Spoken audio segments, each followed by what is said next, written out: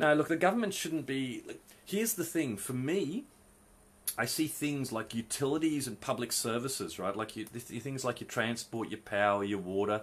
These are the things that should actually be putting in to the costs of running our country, right? So they shouldn't be going off to a corporation so that, you know, keep on increasing profits and creeping profits and creeping profits.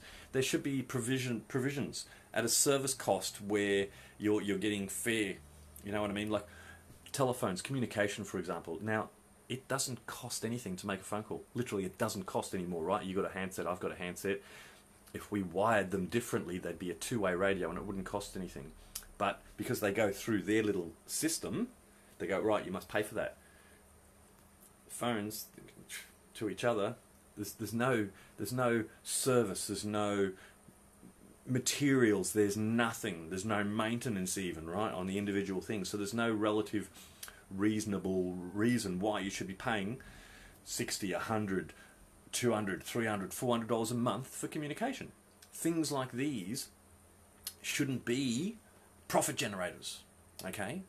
They should be just like, it's a service. So those things owned by the public will inherently make a profit, not the huge ones they're making right now, but a reasonable profit. Those profits will go into general revenue, which offsets the social services of society.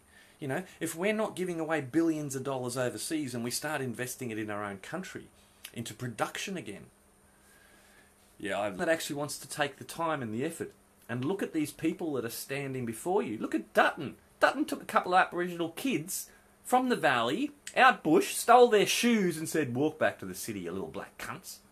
You know, that's Peter Dutton. What about this guy now that's now the Prime Minister, Scott Morrison? What about the horrible things he's done? Holy shit. Like, we're talking about... There's no such thing as a better man in Australian politics or a better woman. There's just alternative piles of shit. What we need is we need for people to come together finally. We need $5 million in a pot, okay, because that will pay for 13 candidates in every electorate around this country. 13 good men and women to stand up and absorb all of those preferences. Let's kill Liberal and Labor once and for all. Let's get in there. Let's get an individual that has the best intentions for Australians elected, and let's take another 12 people from each of their communities with them when they go off to replace 12 people out of the corrupt stagnation department they've just been elected to. Let's clean house completely. It's just not a matter of putting in a new House member or a new representative or a new senator. It's about cleaning out the stagnation that is the civil service, because that doesn't change. That's the thing that maintains. That's the thing that elevates people when they've been there longest. Right? So it's not a matter of best practice, it's a matter of longest practice. We don't make change, we don't move things, we just absorb and suck in more money. These guys are making phenomenal amounts of cash, corrupt, and they're crippling our country. We need to clean house. So $5 million in a pot will put 13 candidates at every Senate seat and every House of Representatives in this country. That will absorb every single preference vote. And without the preference votes, there's no Liberal and the Labor. Keep in mind, our dissatisfaction with these parties has resulted in the lowest fucking primary votes for those two parties since the Second World War. Nobody wants them anymore. There's just never been an alternative plan. Well, we have an alternative plan, $5 million, and that'll get 13 people in every single electorate around this country. Choose them from your own electorate. Talk to the people around you. Who deserves to represent you? Who is actually interested in the people around him or her? Not who knows all of the other corrupt politicians. Not who knows how to politic. People that volunteer. People that get involved in your footy club. People that get involved by doing hands-on. Not sitting on a board and sucking out funds.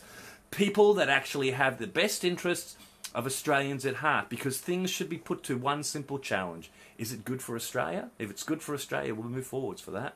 And when I say good for Australia, I mean good for Australians, not for the corporate overlords.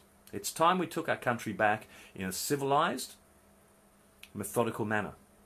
And we can do this. And not only can we do this, the day after we do this, the day after we turn a government and opposition into a room full of representatives for Australia, all working together for the betterment of Australia, the day we can do that, We can use the VCLAD laws out of Queensland to have both the Liberal and the Labor Party declared criminal organisations because of the amount of criminal members and members with criminal histories.